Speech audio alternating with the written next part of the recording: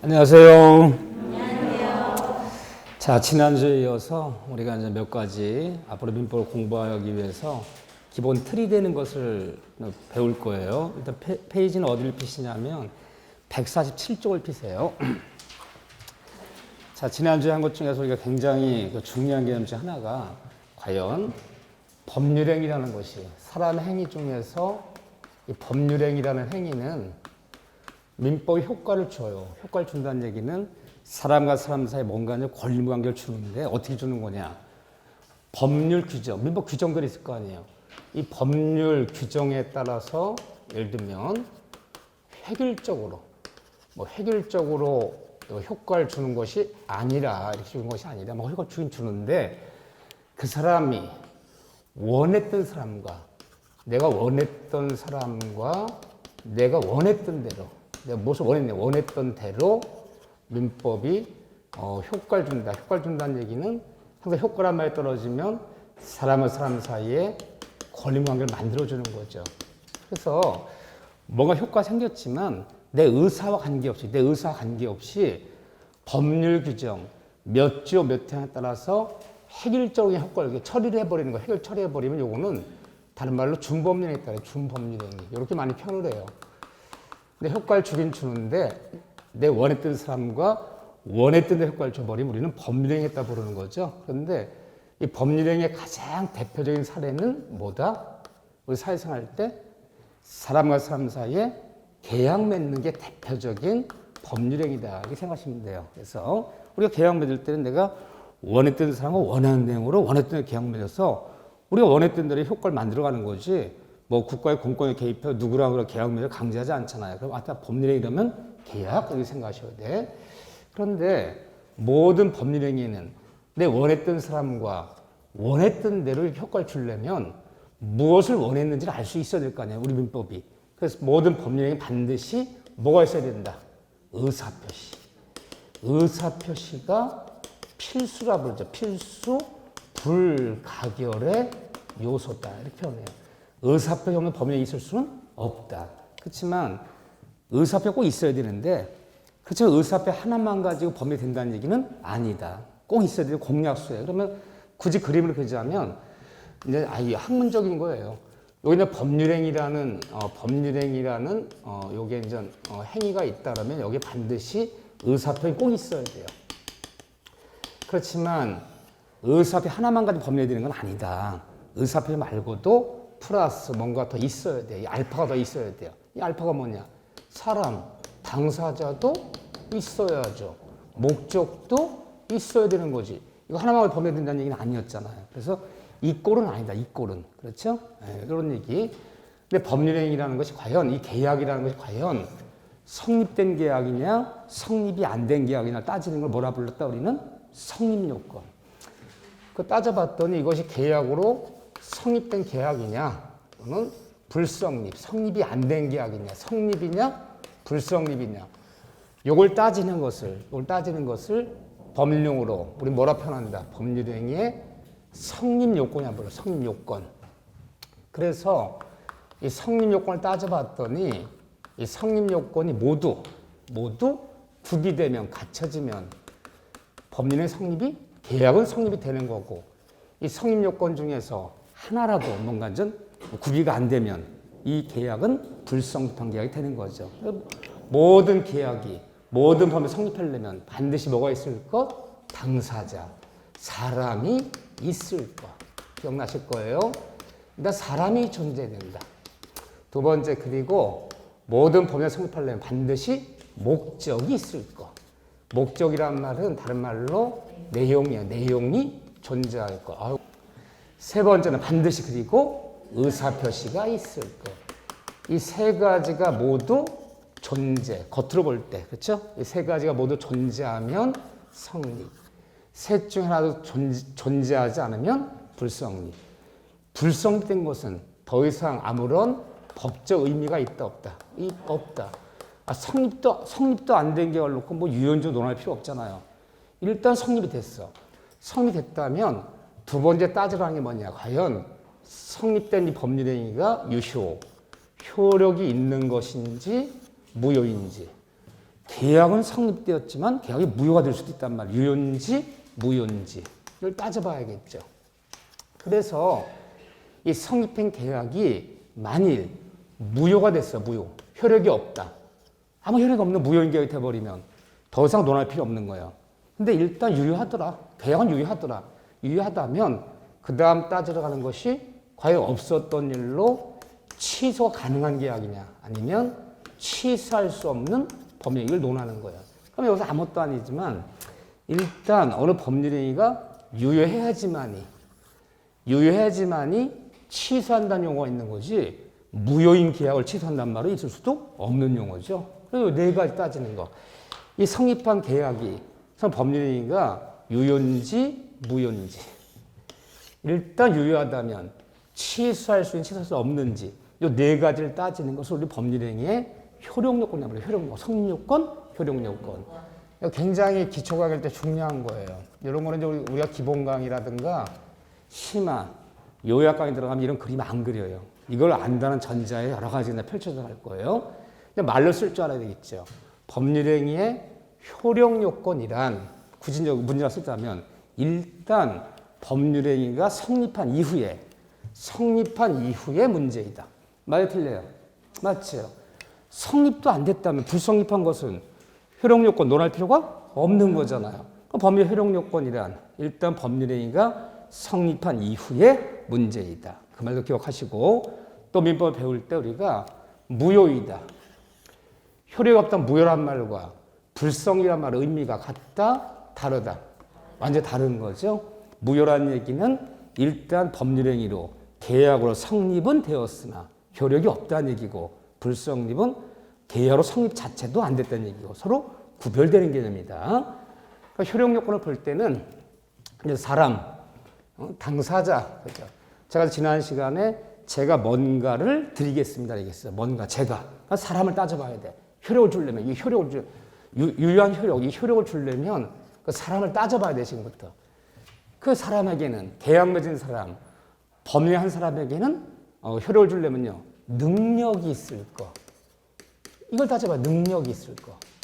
그래서 능력 세 가지, 사람의 능력 세 가지 있었잖아요. 능력 세 가지가 모두 갖춰지면 유효.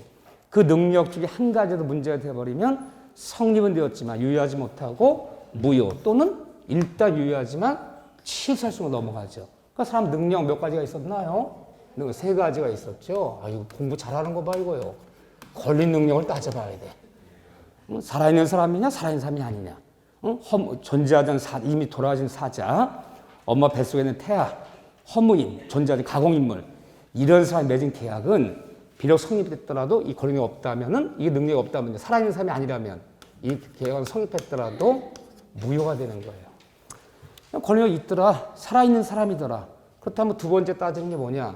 과연 살아있는 사람한테 자아 능력, 변별력, 지가 말하는 정도의 의미를 파악할 능력이 있겠는가? 그걸 우리 무슨 능력을 부른다? 의사 능력. 사람은 말은 할 줄 알지만 지가 말하는 의미도 파악 못한 사람을 의사 무능력자라 불러요. 그 의사 능력을 따져봤더니 의사 능력이 있다. 있다면 통과. 또서 없어서 자아 능력 없어서 의사 무능력 상태라면 뭐 7살도 안 된 유아 술에 완전히 만취된 상태에서 테이프 끊긴 상태에 맺은 계약, 정신병 상태에서 한 법률행위 이런 것은 의사 무능력자 법률행위는 성립됐더라도 무효가 되는 거예요. 있더라. 지가 말하는 정도 의미 파악할 자아 능력은 있더라. 마지막 따지는 것이 과연 걔가 행위 능력이 있는가를 따져보는 거예요. 뭐 말하는 의미는 파악할 수 있지만 정상적인 판단력이 미숙한 사람은 아닌가 혹시. 따져봤더니 판단력이 좀 미숙한 사람이에요. 우리는 행위 능력 없는 사람을 제한 능력자라 불러요. 제한 능력자. 이렇게 불러요. 과거에는 뭐라 많이 불렀느냐? 같은 말이에요. 그냥 우리가 무능력자라 불러요. 속칭 무능력자. 이 얘기 많이 들었을 거예요. 이 얘기는. 근데 그 법률용어 무능력자를 제한 능력자라 불러요. 의사 능력이 있지만 보통 미성년자, 만 19세가 안 된 미성년자. 또 우리가 뭐 치매라든가 이런 걸려서 법원으로부터 성년, 후견, 개시 선고받은 사람들. 이런 사람들이 나가서 계약을 맺거나 법률행위 하면 무효는 아니야. 일단 유효해. 미성년자가 부모의 동의도 안 받고 핸드폰 하나 사온 계약도 일단 유효하지 무효는 아니다. 다만 뭐 할 수 있다? 취소할 수 있어요. 그래서 능력 셋 중에 하나 걸려버리면 무효 내지는 취소로 가는 거예요. 그렇죠? 이 능력 세 가지가 모두 통과되면 완벽히 인전 유효한 거죠. 여기 들어가야 되죠. 지난주에. 그 다음에 목적을 따져봐야 돼. 제가 뭔가를 드리겠습니다. 그 뭔가가 뭐냐? 한가에 빠진 동전 하나를 건져오면, 한가에 빠진 동전 하나를 건져오면 5원을 주겠다. 과연 동전을 건지는 것이 가능한 일이냐? 불가능하냐 따져봐야죠. 그 목적을 따져봤더니 그 목적은 네 가지 갖춰져야 돼. 이 네 가지가 모두 갖춰지면 유효. 이 넷 중에 하나라도 뭔가 걸리거나 문제가 돼버리면 유효하지 못하고 무효로 가요. 이 목적은 취소는 없어요. 문제 생기면 다 무효로 가버리거든요. 취소는 없어요. 그 목적은 먼저 확정되어야 된다. 그렇죠? 확정이 돼야 된다. 다음 확정의 반대말이 뭐죠? 그 목적이 만일 불확정하다면 성립된 법률 행위는 유효하지 못하고 무효가 된다. 다만 확정이다, 불확정이다는 항상 어디를 기준 삼는 것이다? 처음부터 계약을 맺는 처음부터 범위의 처음부터 꼭 확정됨을 요하는 건 아니야. 내가 법령이 할 때는 확정되잖아. 좋아. 언제까지 확정되면 이행기. 그 이행기까지만 확정될 수 있으면 유효한 것이지 꼭 계약 맺는 처음부터 목적이 확정되어 유효하다는 얘기는 아니다. 다만 그 이행기에 도래하도록 끝까지 확정이 안 돼버리면 이건 뭐가 된다? 무효가 된다. 그래서 제가 지난주에 제가 여기 계신 분들한테 다음 주 이 시간까지는 뭔가를 드리겠습니다. 그 뭔가가 말하는 지금은 확정되잖아. 좋아요. 언제가 확정되면 다음 주 이 시간까지 확정돼서 그것이 법전 한 권이라더라 볼펜 한 자루라더라 확정되면 유효해요. 다음 주 이 시간이 될 때까지도 끝까지 확정이 안 돼버리면 다 뭐가 되는 거다? 무효가 되는 거다. 그 다음에 따지는 것이 확정됐다면 여기서 불확정해서 무효됐다면 더 이상 논할 필요 없는 거거든요. 확정됐더라. 그렇다면 엔드 그 다음 따지는 게 뭐냐? 과연 확정된 것이 가능한 일이냐? 가능의 반대말이 뭐였죠? 불능. 이거 봐. 한번 가르쳐주면 절대 아니죠, 뭐요. 불가능이라고 말하는 분도 계죠. 근데 물론 불가능도 맞아요. 근데 법률은 불능이라고 그래요. 그 목적이 한갑에 동전을 건지는 것이 과연 불가능하다면 불능한 것을 내용으로 삼은 법률 행위는 비록 성립했더라도 무효가 돼버려요. 그렇죠? 그런데 요걸 좀 더 보자는 거죠. 앞으로 이제 많이 배울 거기 때문에. 자, 불능 얘기를 하는데 그 목적이 불능하다면 무효이다. 근데 불가능을요. 여러 가지로 나눠보는 방식이 많아요. 사실적 불능, 법률적 불능, 객관적 불능, 주관적 불능, 항구적 불능, 일시적 불능. 여러 가지 그 용어들이 있는데 그중에 우리 시험에 나오는 거는 뭐가 나오냐. 이 불능을 가장 대표적인 이제 불가능을 나눌 때 원시적 불능이다. 요 용어 굉장히 많이 쓸 거야, 앞으로요. 시험 문제는 요거만 나와요. 원시적 불능이다, 후발적 불능이다. 많이 쓸 용어예요. 원시적 불능, 후발적 불능. 앞으로 개혁법에 많이 쓸 용어인데. 자, 원시적 불능이란 말이 뭐냐? 원시적 불능이란 말은 법률행위 성립 당시에 아주 쉬운 얘기라면 계약 체결 당시에, 계약 성립 당시에 이미 이행이 불가능한 계약. 후발적 불능은요. 굳이 말하면 법령이 성립될 당시에는 계약이 성립될 당시에는 이행이 가능했는데 막상 그 이행기 도래 전에 이행이 불가능해지면 이거 후발적 불능이라고 해요. 한번 예를 들어 볼게요. 자, 이런 경기도 양평에 있는 펜션 한 채가 있어요. 펜션 한 채가 있는데 매도인 갑과 매수들이 물론 서로 잘 아는 사이야. 야, 내가 양평에 좀 펜션, 너도 알다시피 내 건축비 얼마 들었고 등등 해서 3억 들어갔는데 내 돈이 급해서 그래. 너 2억만 줘. 너한테 팔게. 얘도 가봤어. 몇 번이요? 그래, 내가 살게. 좋다. 그래서 이 펜션 한 채를 매도인과 매수인이 2억에 사기 팔기로 매매 계약을 체결했어요. 이 매매 계약 맺는 것이 바로 법률행위입니다. 언제 맺었느냐? 예를 들면 11월 17일 계약 썼어요. 그 계약을 체결했는데 사실 이 매매 목적은 이 펜션은 11월 16일 날 어젯밤에 화재가 모두 소실된 상태예요. 간밤에 불이 나서. 근데 관리인 있는 것도 아니고 공실이에요, 공실. 누가 있지 않으니까 연락을 못 해준 거예요. 그 계약 쓰고 왔더니 바로 갑이 연락 왔어요. 야, 으랑 오늘 그 펜션 매매 기간 맺은 거 이런 일이 생겼다. 다 없었던 일로 하자. 왜 그러냐 했더니 간밤에 원인 모를 화재가 나서 애들이 불장난 놀았는지 뭐 했는지 몰라도 어쨌든 화재가 나서 전부 소실됐다고 이제 연락이 왔다는 거예요. 그럼 매매 계약 체결 당시에 이 건물은 이미 존재한다? 존재하지 않는다? 존재하지 않아요. 11월 17일 계약 쓸 때 이미 간밤에 불려서 없어진 건물을 뭐로 쓴 거야? 그럼 법률 성립 당시에 계약 체결 당시에 이미 존재하지 않는 목적물. 계약 성립은 되었지만 이미 이행할래야 이행할 수 없는 계약이 돼버린 거죠. 없는 건물 어떻게 넘깁니까? 이런 불능을 우리 뭐라 부른다? 원시적 불능이라 불러요. 말로 쓸 줄 알아야 돼요. 법률 성립 당시에 이미 존재하지 않는 목적물. 계약 성립 당시에 이미 이행할래 이행할 수 없는 계약을 우리는 원시적 불능이라 불러요. 오늘 우리 민법에서 원시적 불능은 비록 계약이 체결 성립됐더라도 이 계약은 무효이다. 효력이 없다는 거예요. 무효가 돼버린 계약은요. 무효란 말이 뭐냐면요. 무효는 이행하자가 이행해달라. 계약 다 이행해달라. 요구할 수 없고 이행하지 않았다면 이행할 필요 없고 이게 이제 또 이행을 요구할 수 없다. 효력이 없으니까 이 계약은 무효이다. 원시적 불능은 무효이다. 계약자는 무효되는데 이 다음에 배워요. 다만 이 과정에서 잘 생각해 보세요. 무슨 문제는 벌어지냐. 원시적 불능은 무효이고 이 계약은 효력이 없어요. 그럼 매수 의뢰 입장에 볼 때는 있지도 않은 건물 산다고 괜히 나오는 바람에 하루 일 못했죠. 부대비용 깨진 게 많아요. 뭐 밥값도 썼어요. 뭐 여러 가지 뭐 이렇게 교통비도 썼어요. 이런 거 좀 깨졌잖아요. 얼마 어이가 없어요. 있지도 않은 건물 판다고 나왔잖아요, 지금요. 그 바람에 계약 썼는데 반반에 불나서 없어진 건물이 돼요. 계약 자체가 무효됐대요. 그러면 이거 억울하잖아요, 조금. 다만 계약은 무효이고 이때 매도인은 매수인에게 뭔가를 물어줘야 돼요. 그 뭔가를 물어줘야 돼요. 물어주는 것을 다만 매도인은 매수인에게 용어예요, 용어. 계약 체결상의 법률 용어에 한번 들어보라는 거예요. 과실 책임은 진다. 이 문제가 벌어져요.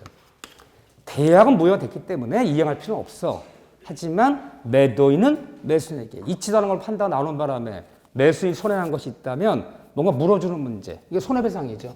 뭔가 물어주는 문제는 발생한다. 그걸 뭐라 부르냐 법률용어로 어느 계약이 원시적 불능이 되어서 무효되었을 때 매도인은 매수인에게 계약 자체는 무효지만 계약 체결상의 과실 책임은 진다라 표현하는 거예요.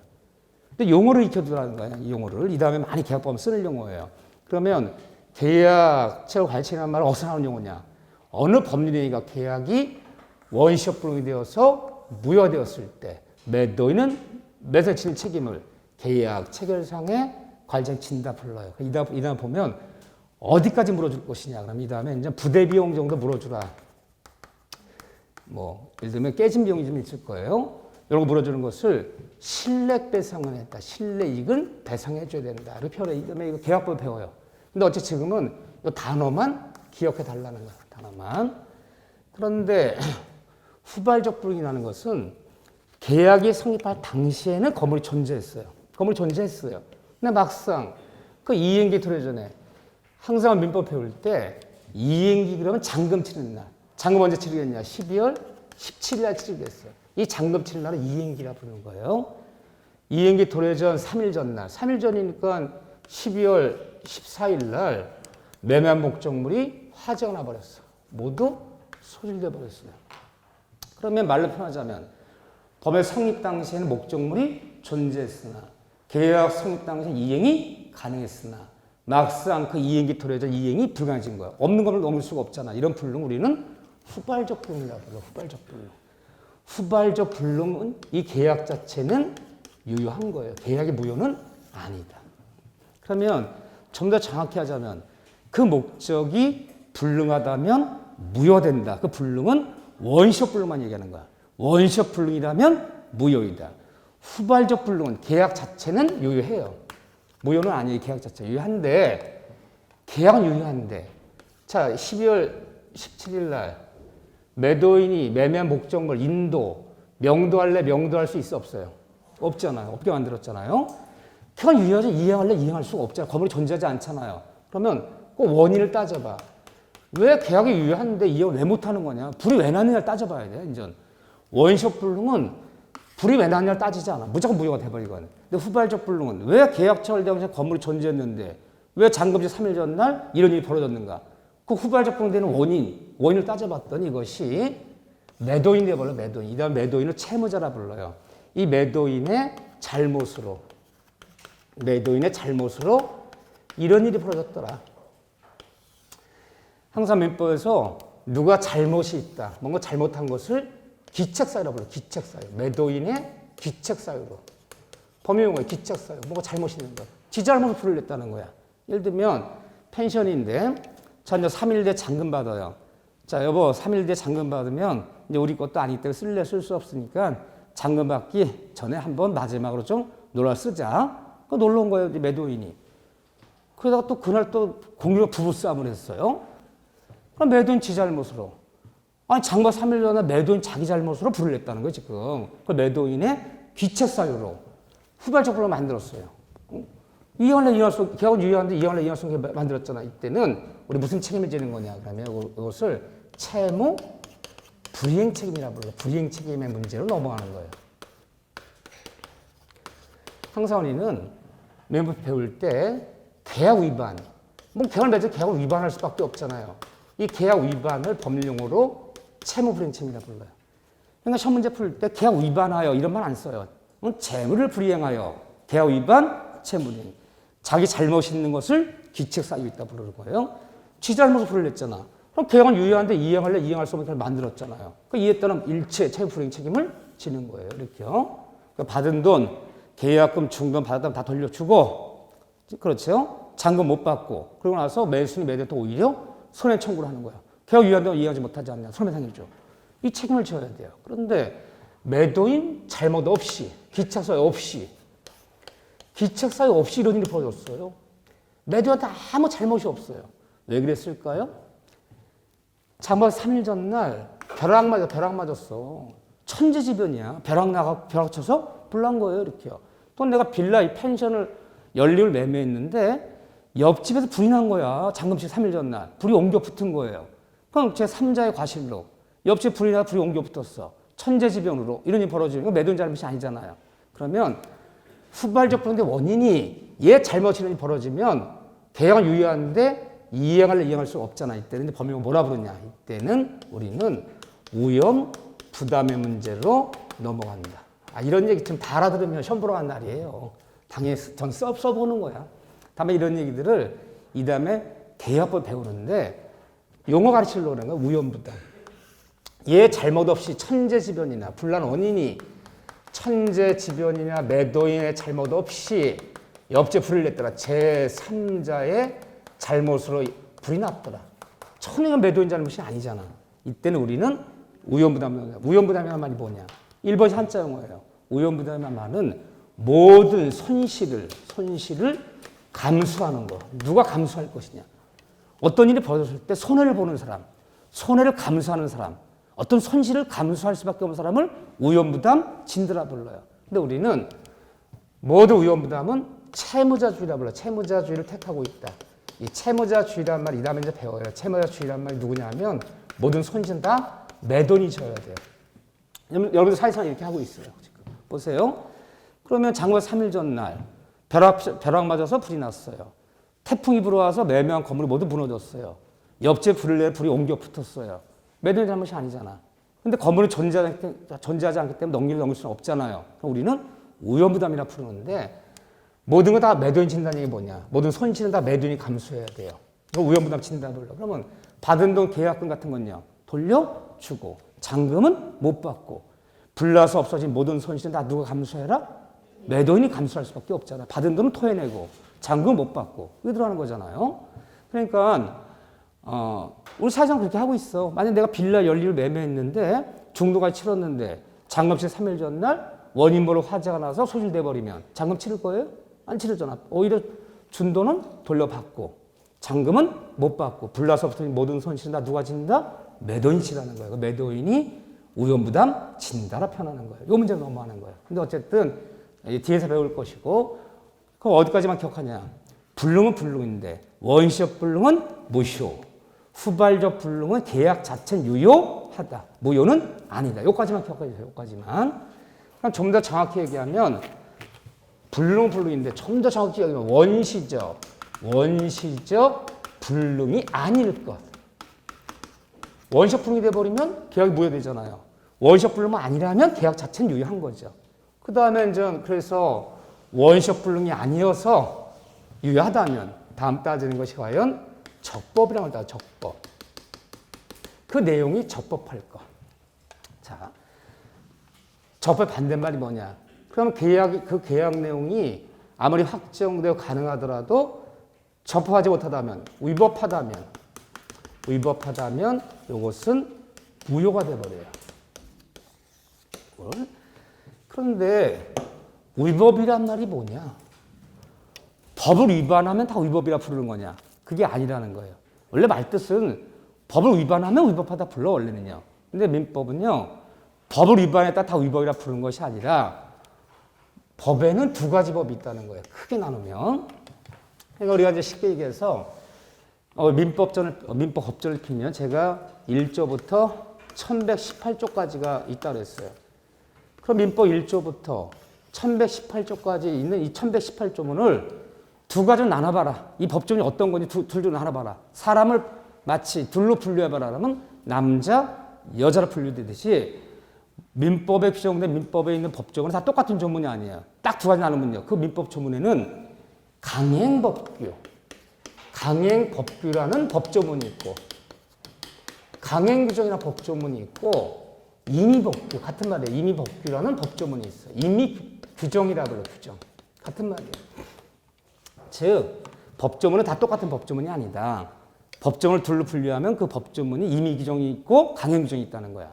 근데 우리 민법전에 이것은 임의규정, 이것은 강행규정이라고 법조문 옆에 표시가 돼 있어요? 표시가 안 돼 있어요? 돼 있어요? 다 돼 있어요? 강행법규, 임의법규 다 표시돼 있어요. 뻥이에요. 무슨 표시가 돼 있어? 그러게 또 천연덕스럽게 또 돼 있다고 말씀하시는 거 한 번도 안 보셨으면서 안 돼 있어요. 법조문에 이것은 강행규정, 이건 임의규정이라 표시 안 돼 있어요. 어떤 구체적인 분쟁이 벌어져서 그 법조문이 적용될 때 결과적으로 판사가 결정하는 거야. 이 법조문은 강행규정이다. 임의규정은 구체적인 사안이 벌어졌을 때 법원이 결정하는 문제지 법조문부터 규정이 표시가 안 돼 있어요. 근데 둘을 나눠친다는 거야. 근데 그 강행법규라는 건 뭐냐면요. 어떤 강행법규라는 것은 꼭 쉽게 얘기하면요. 법에 규정된 대로 반드시 지켜야 되는 법조문이야. 이건 절대 위반하면 안 돼요. 왜 그러냐면 이 강행법규라는 것은 우리가 살아가는 선량한 풍속이라고 그래요. 개인의 윤리, 도덕, 사회적, 공공적 관련되는 법조문이기 때문에 이거 위반해버리면 사회적 혼란이 야기돼. 그런 강행법규라고 불러요. 제가 강행법 하나만 예를 들어볼게요. 우리 친족법에 보면 우리는 일부 1처제예요. 일부 2처제 안 돼요. 근데 우리는 쌍방 3명 합의하에 일부 2처제를 하기로 했어. 그냥 사이좋게 살기로 해서 3명이. 그거 위반하면 안 되는 거. 니들이 아무리 합의하고 위반하더라도 그런 걸 방치해버리면 사회적인 윤리의 도덕에 문제 생겨버리고 사회적 근본 질서 흔들리는 거잖아요. 아직까지 우리 친족상속법에는 8촌 이내의 근친은 금지예요. 이번에 의원소송 들어갔어요. 8촌 얼굴도 모르대 요즘은 8촌. 옛날이야 뭐 8촌 다 알지. 지금 8촌 얼굴도 모르는데. 근데 어떻게 우연히 만났는데 8촌지간이 만났나 봐. 혼인신고를 안 받아주거든. 법조문이야. 그래 강행법규야. 그런 걸 우리가 흔들어버리면 개인의 문제가 아니라 사회 전체가 어떤 근본이 흔들릴 수 있잖아요. 법의 규정대로 꼭 지켜야 되는 거야. 8촌 이내는 혼인을 금지한다. 일부 1처제라든가 예를 들면 내 의사로 배제할 수가 없어요. 강행법규라 불러 그런 건요. 반드시 지켜야 되는 거야. 근데 이 법규는 그런 법조문이 아니야. 이 법규는 어떤 조문이냐? 이 법규는 다른 의사가 없거나 어떤 특약이 없을 때는 이걸 적용하는 거야. 적용하는 법조문이야. 뒤집어 얘기하면요. 법에 규정된 법조문이지만 어떤 특약이 있거나 의사가 있다면 적용을 배제할 수 있는 법조문이야. 아무런 말이 없을 때만 적용하라. 자, 보세요. 하나 예를 들어볼게요. 이게 대표적인 이민법규예요. 우리 이제 매매가 365조부터 매매 시작되는데 매매 가면 매매 비용은 이게 법조문이에요. 이게 매매 비용이라는 게 뭐 부동산 매매하면 중개 수수료라든가 또 때에 따라서 토지를 매매할 때 측량했다. 어떤 측량 비용이라든가 이런 것은 어떻게 되는 거냐? 매매 비용은 매도인과 매수인이 이게 법조문이 이게 균등하게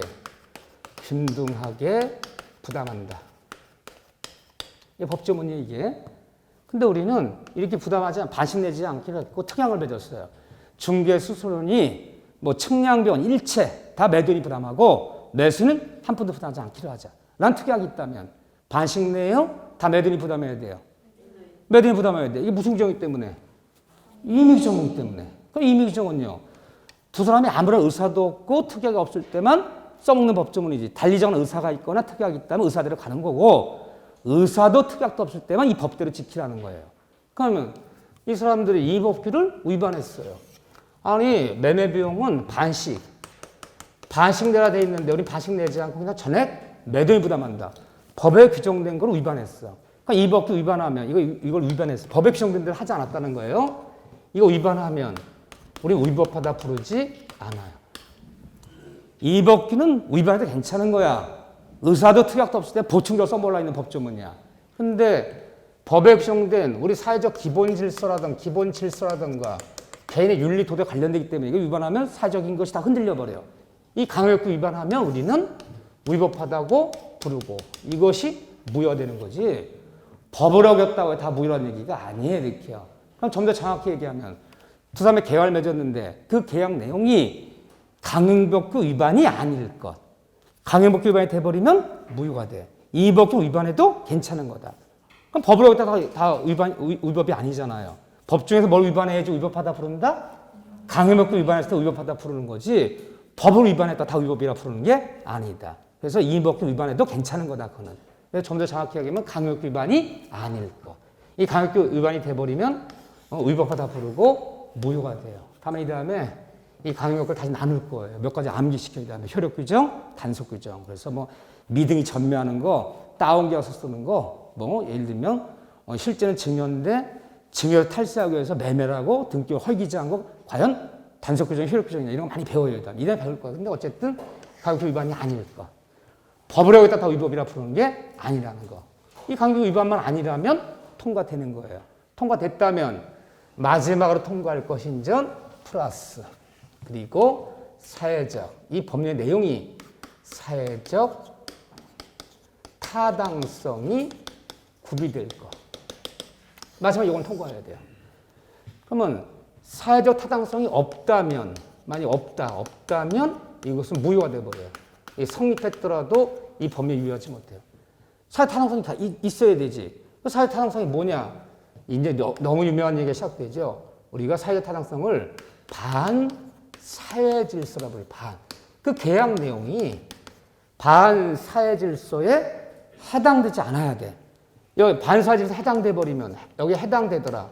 반사회적이더라. 그러면 이것은 사회 타당성이 없다 불러. 사회 타당성이 없다면 이것은 무효가 돼버려요. 또 우리가 반사회 질서라 부르기도 하고 이것이 103조라 부르기도 해요. 하도 유명해요. 그 계약 내용이 103조 위반이 아닐 것. 이 103조 위반이 돼버리면 그 성립 법률행위는 무효가 돼버려요. 그런데 우리 시험 문제는 올해 30일이죠. 첫 번째 문제가 41번 문제야. 40번까지 부동 학계론이에요. 첫 번째 문제 여기부터 시작됐어요. 여기부터. 이 앞에까지는 안 나왔어요. 한 문제도. 근데 저는 작년에도 그랬어요. 제발 이 앞부분 한 번은 하지만 너무 학문적 추상적이고 요즘 이거 안 묻는다. 너무 여기 연연하지 말자. 그냥 굵은 틀만 터치하고 가자. 시험 문제 103조부터 시작될 것이다. 정확히 맞췄어요. 근데 이 앞부분도 굉장히 교과서 받으면 한 40페이지 이상 된다고요. 거기는 용어들 몇 가지 보고 큰 틀만 보고 하는 거예요. 요즘은 민법 총칙은 공부는 어려워요. 공부가 어려워 생각보다. 용어들이 까다롭고 막 뭘 따져 이렇게 막 이런 걸 따지잖아. 공부는 어렵다. 시험 문제는 쉽다. 점점 쉽게 나와요. 통칙은 굵직굵직한 거. 나올 만한 것만 나와. 선생이 예상하면 10문제 중에 9문제 맞춰요. 딱 굵직굵직한 거. 근데 어쨌든 103조 사회적 타당성이 있어야 되지. 그 계약 내용이 103조 위반이라면 반사 질서에 해당된다면 비록 그 계약 성립돼도 무효이다. 저를 통과해야 돼요. 그럼 오늘 교재 어디를 피시냐? 먼저 여기부터 볼 거예요. 어디를 먼저 볼 거냐면 151쪽에 3번 봐보세요. 사회적 타당성. 자, 이걸 먼저 보고 나서 다른 걸 또 설명할게요. 이 103조라 그러는데 이 103조는 너무너무 유명한 법조문이야. 물론 제가 그랬어요. 1조부터 102조까지 시험 범위가 아니에요. 우리 103조부터 시험 범위 시작되는 거예요. 여기부터 범위가 시작되는 거예요. 시험 범위는. 그런데 뭐 어떤 공부를 했던 야 내가 무슨 시험을 보는데 야, 나도 야 민법 좀 공부해봤어. 야 103조를 아십니까? 그것도 103조 뭐야? 그러면 꽝이야. 그분은 뻥이야 뻥. 공부해본 적이 없는 사람이야. 민법에 차관자라도 들춰봤다면 103조라면 딱 나와야 돼. 반사질서 나와야 돼. 그만큼 유명한 법조문이에요. 민법을 공부하는 사람 103조가 뭔지를 모르더라. 물론 그 글자는 못 외우지. 그렇지만 103조라면 반사질서. 이 정도 나와야 돼. 그만큼 유명한 법조문이다. 자, 103조 법조문 한번 읽어보고 한두 가지 정리할게요. 사회적 타당성. 이렇게 부르기도 하고 반사회질서. 이렇게 부르기도 하고 법조문이 하도 유명할 때는 그 법조문 자체를 그냥 고유명사로 써. 고유명사. 103조 이렇게 시험 문제 103조라 내버려. 법조문이 하도 유명하면 그 법조문 자체가 고유명사가 돼버려. 그 시험 문제가 다음 103조 위반에 해당되는 거, 103 위반에 해당하지 않는 거 고르셔. 이게 법조문 자체를 내버릴 수도 있어요. 그만큼 유명한 법조문이야 이게. 자, 103조 한번 읽어볼게요. 제 103조 여기부터 시험 범위인데 선량한 풍속. 선량한 풍속이 뭘까요? 공서양속? 개인의 윤리. 어떤 개인의, 우리가 사회생활 할 때 개인이 지켜야 개인의 윤리. 뭐 예를 들면 뭐 첩계약을 맺었더라, 뭐 대리모 계약을 맺었더라, 윤리에 반하잖아. 개인이, 우리가 사회생활 할 때 개개인이 지켜야 되는 개인의 윤리, 도덕. 윤리, 도덕. 요것들을 우리가 선량한 풍속이다 부르는 거야. 개인의 윤리, 도덕. 기타, 사회 질서. 사회 질서라는 건 공공적인 걸 얘기하는 거야. 내 개인의 문제가 아니야. 공공적 질서야. 차를 몰고 나왔다면요. 파란불에서는 주행하고 빨간불에서 멈춰서고. 이거 사적 약속이야. 이건 공공적 질서. 말을 정리해 볼게요. 두 사람이 계약을 맺었는데 법령했는데 개인의 윤리, 도덕, 공공적 질서에 반하는 것을 계약 내용으로 삼은 경우에는 그 법률행위는 뭐다? 무효이다. 무효인데 이 103조 위반이 돼버리면 여기에 반하는 거예요. 여기에 이제 반하거나 사회적 공공적 질서에 반하는 것이 돼버리면 103 위반이 돼버리면 이게 무효가 되는데 무슨 무효냐 그러면 103 무효를 우리가 절대형 무효라고 불러요. 절대형 무효. 자, 용어 하나 나왔어요. 자, 민법 공부할 때 절대형 무효다, 상대형 무효다. 반대말 상대형 무효, 절대형 무효, 상대적 무효. 이렇게 이제 무효를 분류한 경우가 있는데 이 절대형 무효는 한마디로 무서운 무효야. 두 사람이 갑과 을이 있다 칩니다. 두 사람이 갑과 을이 계약 맺었는데 그 계약이 절대형 무효가 돼버리면 이 절대형 무효가 돼버리면 다음 사람이 몰랐던 선의의 삼자라도 보호해주질 않아요. 예를 들면 이게 만약에 둘이 계약을 맺어서 갑과 을이 이렇게 계약을 맺었는데 이 계약이 만약에 반사질서 103조 위반이 돼버렸어. 뭐 도박 계약을 맺었어. 도박, 밀수계약 맺었어. 이게 반사회적이잖아. 밀수계약, 도박계약, 뭐 첩계약, 내연관계 이런 걸 맺으면서 너 3년만 만나주면 뭐 아파트 한 대 줄게. 너 이 밀수만 성공하면 내가 1억 줄게. 뭐 도박을 했어. 도박, 밀수, 내연관계 이런 게 다 윤리에 반하고 사회적 질서에 반하는 거야. 그래서 얘네 둘의 계약이 만약에 103조 반하면서 이 계약 자체가 무효가 돼버리면 이 다음 사람 병이라는 사람이 나올 수도 있어요. 이런 사람 제3자라 불러요. 얘네는 당사자, 그렇죠? 3자. 제3자가 나는 몰랐다. 선의의 3자래요. 나는 니네들이 맺은 계약이 103조 몰랐어. 몰랐던 선의 3자도 보호받을 수가 없어요. 보호 안 해줘요. 3자가 선이라 보호받는 거 아니다. 그런 무효를 절대무효라고 부여해요. 다음 사람이 몰랐던 선의 삼자도 보호해주지 않아 보호받지 못하면 절대적 무효. 근데 이 백삼의 무효는 절대적 무효예요. 이게 무효되어 버리면 얘가 선이라도 보호받지를 못해요. 아무것도 얘가 보호받지 못해요. 보호 안 해줘요. 근데 상대적 무효는 그렇지가 않아요. 이다 배워 107조 비진 표시의 무효, 108조 통조표의 무효를 우리가 상대적 무효라고 부르는데 상대적 무효는 이 두 사람이 뭔가 법령한 것이 무효가 됐어요. 무효이더라도 한 달이 건너간 제3자 병이라는 사람 난 몰랐다.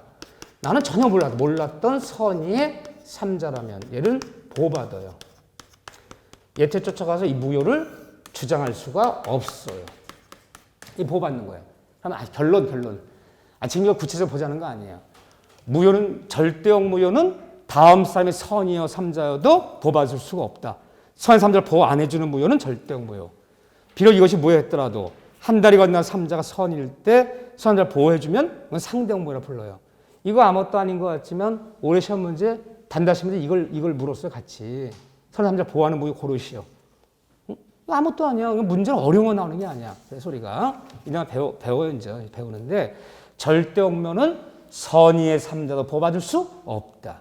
상대적 무효에서는 다음 사람이 선이었다면 보호해준다. 선을 보호하면 상대적 무효. 선의 3자 보호해주지 않으면 절대적 무효. 근데 103조의 무효는 절대적 무효이기 때문에 한 달이 건넌 3자가 몰랐던 선이어도 보호받을 수 없다.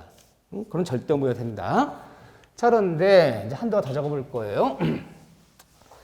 지금 법조문 읽었어, 우리가 이제 103조. 법조문이 길어요? 짧아요? 짧아요. 짧은데 쓱 읽고 나면 뭔가 마음속에 느낌이 와요? 안 와요? 딱 읽었는데 머릿속이 복잡해지면서 많은 생각이 머릿속에 떠오르네. 아, 이런 걸 의미하는 거지. 막 여러 가지 연상이 된다. 돼요? 안 돼요? 안 돼요. 그게 시험 문제야. 어느 법조문 읽었는데 읽으면 다 이해가 돼. 이해가 되면 시험 문제 안 내요. 이 객관식 시험이라는 것은 우리는 학문적인 걸 배우는 게 아니야. 법대학생들 논하시오, 뭐 쓰시오 그러면 이 논리를 가지고 뭘 논해야 돼. 뭐 앵무새처럼 단순히 외운 거 그냥 갖다 나열했으면 점수를 안 줘요. 지 생각을 넣어야 돼 거기다가. 근데 객관식 문제는요. 법조문에 규정된 글자를 정확히 이해하는가. 글자 풀을 줄 알아야 돼. 근데 어느 법조문 봤더니 법조문이 길어요. 하나 예를 들은 거야 제가. 제 240 뭐 예를 들면 245조 그러더니 뭐 나와 이제 제목이 나오더니 법조문이 한 4줄 돼. 쭉 길어요. 아주 길어 법조문이. 찬찬히 읽었더니 이해가 돼. 그 내용이 쭉 다 들어와. 지문이 기니까. 시험에 나와요? 안 나와요? 안 나와. 물어볼 게 뭐 있어? 법조문 읽어보면 되는 거지. 이 사법고시는요. 시험 볼 때 법조문 줘요. 법조문 외로하는 거 아니야. 찾아볼 수만 있으면 되는 거야. 법조문 문제 찾아봐도 뭔 소리인지 몰라. 그건 되지 시험 문제. 법조문 읽어보면 뭔 소리인지 알아. 그건 안 되는 거야. 그래서 오히려 법조문이 상세하고 자세하면 객관식 문제는 안 나오는 거고 법조문을 읽어봤는데 추상적이 간단해. 시험이 쏟아지는 거야. 여러분들이 오히려 간단하고 추상적인 조문은 시험이 쏟아지고 상세한 법조문들은 시험 문제 물을 일이 없어. 읽으면 될 거야, 읽으면. 자, 그런데 법조문이 추상적이야. 자, 우리가 103조를 뭐라 부르냐. 103조를 부르는 이름이 많아요. 이름부터 볼게요. 103조를 제왕조항이라고 불러요. 제왕조항. 제왕조항이다. 이렇게 편하게 돼요. 제왕조항이다. 얼마나 멋있는 얘기입니까? 여기서 제왕. 우리 민법조문에 1118조문이 있어. 1조부터. 그 1118조문에 가장 으뜸이 되는 조문이 103조야. 모든 민법조문 다 103조 밑으로 들어와야 돼. 마치 헌법에 많은 규정이 있지만 가장 중요한 하나만 걸러라면 대한민국 자유민주주의공화국이다. 이거 밑에 다 들어와야 돼. 뭐 기본권이 어떻고 뭐 의무가 어떻고 다 들어와야 돼.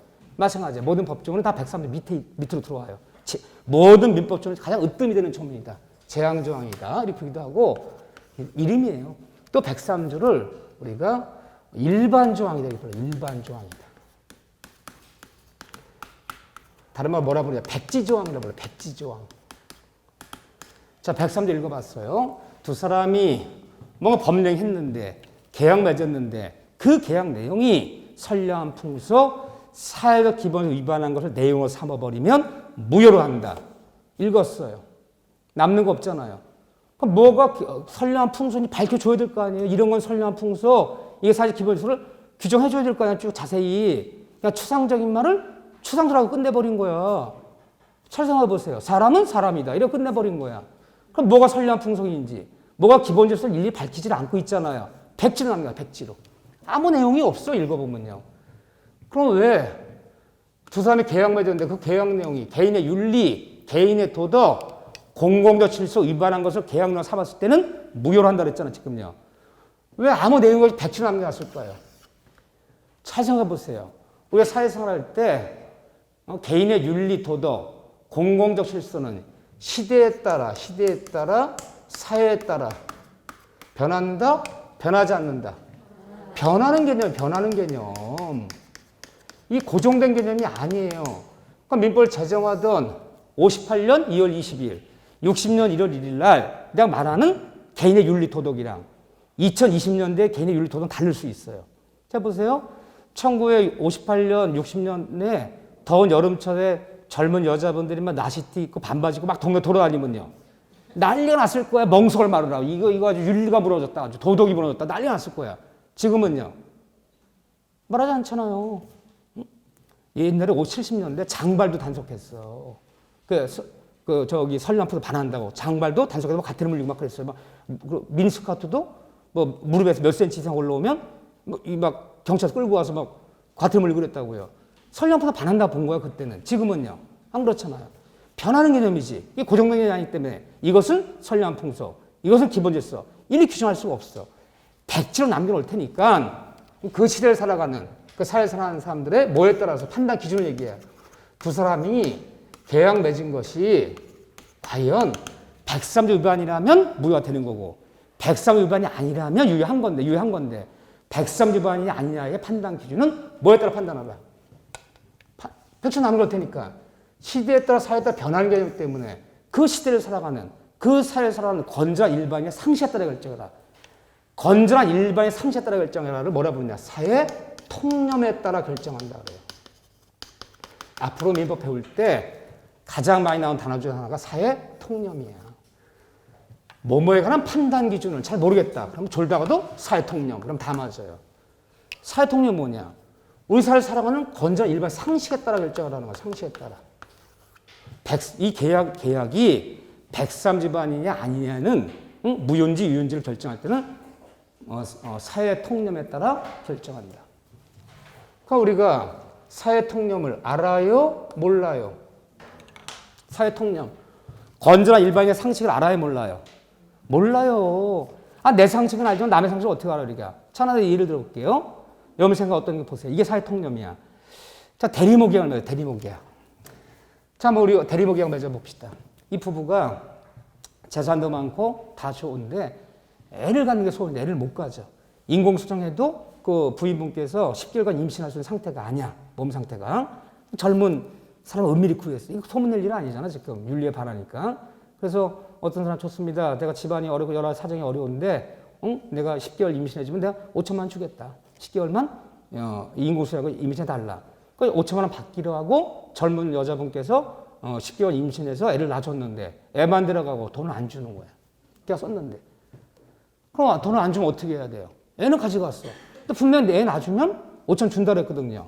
오죽한 사람이 대리모 계약을 맺고 10개월간 임신을 해주겠습니까? 오죽 어려우면 여러 사정이 딱하면 돈을 안 주는 거야. 안 주면 어떻게 받아요? 우리는 뭔가 분쟁이 벌어지면 소송할 수밖에 없는 거야. 법적 구제를 받아야 되는 거야. 소송 냈어요. 자, 계약서 사본 떠서 이러이러한 사정으로 이러이러한 다 잘 적었어. 이 변호사가 민사소송은요. 그런 소송은 변호사 문장력이 굉장히 중요해. 판사도 사람이야. 다 그걸 읽어보면 왜 소송을 내게 됐냐고 읽어보면 판사가 막 눈물이 글썽대고 막 마음이 뭉클해. 이런 여자 일생이 있을 수 있나. 아주 이 소설 같은 이런 여자 일생. 이 불쌍한 여자를 내가 도와줘야지. 이런 마음 들게 만들어야 돼. 이게 무슨 법조문에도 규정되어 있는 게 아니잖아요. 아주 판사가 눈물이 글썽글썽해. 그러면 얘네들이 맺은 계약 자체가 이 대리모 계약이 사회 통념을 쳐볼 때 103조 위반이 아니라면 반사회적이 아니라면 주라고 판결 내릴 것이고 유효하니까 5천 줘라 줄 것이고 반사회적이라면요. 개인의 윤리 도덕이 어긋난 것으로서 무효가 돼버리면 무효는 이행하지 않아도 이행을 요구할 수가 없는 게 무효야. 5천 줄 필요 없다고 기각시킬 것이고 그럼 판사가 판결 쓸 때 사회 통념을 고려해야 되잖아요. 우리 상식을 고려해야 되잖아요. 더 많은 쪽이 상식이잖아. 그러면 설문지 들고 나갔어요. 이거 5천 줘야 된다 생각하신 분들은 이 계약 유효하니까 5천 줘야 되는 상습분은 2번 출구로. 야, 이런 계약이 우리 사회에서 있을 수 있지. 윤리에 반하겠다. 응? 103조만 했다. 줄 필요 없다는 사람은 1번 출구로. 더 많이 나는 쪽이 사회통념이 되는 거잖아요. 일일이 설문조사할 수가 없잖아. 그러니까 사회통념만 나오면 구체적인 경우에 누가 사회통념이냐. 구체적인 경우에 대법원 판례가. 이 판례가 사회통념이 되는 거예요. 그 판례를 외우셔야 돼, 이때부터. 판단 기준은 사회통념에 따라 이 말만 떨어지면 중요한 판례 몇 가지를 외우셔야 돼. 이게 사회통념이야. 보세요. 왜 대법원 판결이 사회통념이 되나 보세요. 그 판결 내렸어, 결국. 내렸는데, 자, 원고의 청구, 여자가 소송낸 거야, 부부를 상대로. 원고의 청구 이유 없으므로 기각한다. 이 대리무과 개혁무가 애 낳아준 그 젊은 여자가 졌어요. 5천 줄 필요 없다는 거야. 판결 이유가 꼭 나와요. 판결 취지가 있고 판결 이유가 있어. 판결 이유를 읽어봤더니 판결 이후에 본 판사도 사람이기 때문에 이 소자 읽어보면 참 마음이 동정심을 금할 길이 없고 뭐 등등등등 하나. 그러나 아직까지 우리 사회를 살아가는 거저 일반인의 윤리에 비춰볼 때, 도덕에 비춰볼 때 도저히 이것은 인정할 수 없는 계약으로서 본 판사는 103조 위반이 아니라고 보지 아니할 수 없기 때문에. 너무 판사들 무시하면 안 돼. 응? 그냥 103조 위반이다 쉽게 안 써. 103조 위반이 아니라고 보지 아니할 수 없기 때문에. 한참 생각해야 돼. 본다는 거 아닌 거야. 따라서 무효이다. 보세요. 판사의 판결을 쓰면서 판결 이후에 건져 일반 윤리에 비춰볼 때, 도덕에 비춰볼 때 이걸 우리나라 판결을 쓰잖아요. 이게 사회통념이 되는 거야. 그래서 앞으로 민법 배울 때 판단기준 사회통념에 따른다면 사회통념이 뭐지? 해결되는 판례 몇 가지 꼭 암기해야 돼. 그 판례가 바로 사회통념이 되는 거야. 판단기준 사회통념에 따라서 결정하는 거고, 두 번째는 판단 시기야. 두 사람이 계약을 맺었는데 이 계약 내용이 103조 위반이냐 아니냐는 어느 시점으로 판단하는 것이냐. 그럼 항상 법률행위 당시. 그 당시. 이 당시만 두고 판단하는 거야. 한마디로 쉽게 얘기하면 계약 체결 당시. 여기만 놓고 긴 삼는 것이지. 뭘 판단할 때 판단 시점은 그 후에 계약이 이루어진 후에 계약 체결 그 후에 사정을 고려하는 것이 아니라는 거예요. 무슨 말이냐면 잘 봐보세요. 갑과 을이 자, 기계 한 대를 매매하는 매매계를 맺었어요. 이게 기계 매도인이야. 한 1억짜리 기계를 1억짜리 기계를 팔겠다 해서 제가 좋다. 내가 1억 사겠다고 얘 매수인이야. 자, 그런데 이 기계 매매계를 맺을 때 매수인은 정당 계약을 체결했어. 정당 계약을 체결했고 정당 대가를 주기로 체결했어. 그런데 계약이 체결된 후에 그 후에 이 매매한 기계가 작물임을 훔친 물건이가 작물임을 매수인이 알게 되었어. 작물을 거래하는 것은 반사회적이잖아요. 근데 매수인이 매매계약 체결 당시에는 정당 계약을 체결했고 정당 대가를 주기로 했고 전혀 몰랐지만 그 매매가 체결된 이후에 이 매매 목적물이 훔친 물건임을 작물임을 알게 되었다면 이 매매계약은 유효다, 무효다? 유효하다는 거예요. 어디만 놓고 따지자. 계약 체결 당시만 놓고 따지는 것이지. 그 후에 그 뒤에 사정 고려할 필요가 없어요. 그러니까 이거 매매 유효하기 때문에 매도인에게 기계 인도를 요구할 수 있는 거예요.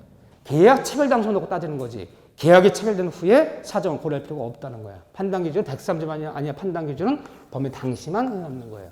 또 우리가 반사회적이다. 반사회적이라는 것을 어디에 적용받을 것이냐. 그러면 적용이 없는 게 있어요. 이 계약 내용이 반사회적이래. 윤리 도덕에 반하고 기본질서에 반하는 것이냐. 이거는 우리 사인과 사인 같은 우리 개인들 같으면 이게 있는 거지. 공법행위에는 행정부 관련되거나 법원이 관련되는 공법행위에는 103조반이 한 말이 없는 거예요. 행정청이라든가 이런 데 공권위에 관련되는 소송행위, 공법행위에 반사질서라는 말은 없어요. 우리 사인과 사인끼리 이루어지는 재산과 가족관계만 이게 적용이 있는 거지. 공법행위에는 103조 적용이 없다. 공법행위에 반사질서란 말 없어요. 이해되시죠? 세 단어만 기억하세요. 그래서 그 사회통념을 이 다음에 쭉 읽어보면 여기서 몇 가지 이제 볼 게 있죠. 이 다음에. 근데 그 예전에는 그러니까 참 출제 경향이 바뀌는 거 빨리빨리 봐야 돼. 맨날 여기서 내연관계, 첩관계, 도박, 뭐 밀수, 맨날 이런 거 쏟아져 나왔다고요. 우리가 법무사 할 거 아니야. 중개업 보는데 웬 여자가 와서 저 첩인데요. 상담 좀 하겠습니다. 내연관계 상담하는 사람 없어. 내가 도박해서 돈 2억 잃었는데 이거 어떻게 되는 겁니까? 중개 사무실에 와서 그 상담하는 사람 없어. 그런 일이 벌어지면 법무사 사무실에 변호사 사무실 찾아가서 할 일이지. 그러니까 예전에는 아무 의미 없이 그냥 나열이 됐다고요. 여기서 부동산에 관련된 얘기만 뽑아내면 돼, 이 다음에. 그래서 보면, 제가 외우라는 거 아니에요. 이 다음에 보면 판사들이 사회통합입체 볼 때 이것은 103조 봐서 무효이다라고 판결 내린 것도 있고, 103조 위반이 아니기 때문에 유효하다라고 판결 내린 것들이 쫙 나열되기 시작해요. 근데 그 유형을 나눠보면 몇 가지가 있어요. 외우라는 거 아니에요. 인간의 정의 관념에, 정의에 반하기 때문에 무효인 것들, 뭐 쭉 나열이 돼요. 지나치게 윤리에 반하기 때문에 무효인 것들 쫙 나열돼요. 교과서에. 또 때에 따라서는 지나치게 사행적이기 때문에 뭐 무효인 것들. 이게 이제 이 판례를 사회통념이란 판례를 좀 유형을 나눠보는 거예요. 이렇게요. 지나치게 폭리이기 때문에 무효인 것들. 그 동기가 불법하기 때문에 무효인 것들이 쭉 나열돼서 이제 여기 옆에 쫙 나오기 시작해요. 이런 것 중에서 이 다음에 제가 뽑아주는 거. 딱딱 체크해 주는 거 있어요. 부동산 관련되거나 중개업에 관련되는 것들만 체크하면 그건 외워주셔야 돼요. 이건 유연지 문제 꼭 반드시 외워주셔야 돼요. 판결의 내용이기 때문에. 그럼 그때 가서 보기로 하고. 이런 걸 배우는 것이 바로 103조다. 물론 103조에서 부동산 이중매매라는 유명한 사례 문제도 배울 거예요. 다음에 그런 것들. 올해 안 나왔어 그런 게. 참 올해 총칙 문제에서 사실은 선생님들도 뭐 예상일 뿐인 거니까 항상 우리 중요시한 게 있어요. 여기 총칙에도 부동산 가담권의 이중매매, 오표시 무예원칙, 부동산 은닉행위, 통정 허위 표시 사례들 하나도 안 나왔어. 어려운 건 다 빼고 나왔어. 그래도 사람들이 6점 맞기가 힘들어. 그러니까 무슨 말이냐면 전공자가 아닌 우리들한테는 무조건 어려운 문제를 가지고 변별하지 않아도 돼요. 쉬운 문제 내도 틀려. 그렇기 때문에 너무 어려운 문제에 집착할 필요가 없어. 적당히 배분하는 거지. 어떤 강의만 맨날 어려운 거 갖고 물고 늘어지는 거야. 나와야지 뭐 시험을 봐야지. 법정지상권 안 나왔어요. 응? 가담권 이중매매, 오표시 무예원칙 뭐 이런 거 다 안 나왔어. 안 나와도 문제 어려워. 그래서 너무 이렇게 법대학생이 아닌 우리가 너무 전공자들한테 그 심취에 들어가는 거 그런 데만 집중한다고 붙는 게 아니야. 나와야지 뭐 맞추든지 틀리든지 하지. 너무 어려우면 잘 안 내는 경향이 있어요. 요즘은. 저렇게 이런 거 배우는 거다. 자, 여기까지 한번 해주시고 좀 쉬었다가 배울 3쪽에 공정성이라는 거 하나 볼 거예요. 네, 좀 이따 보기로 하고. 자, 10분 쉬었다 다시 할게요.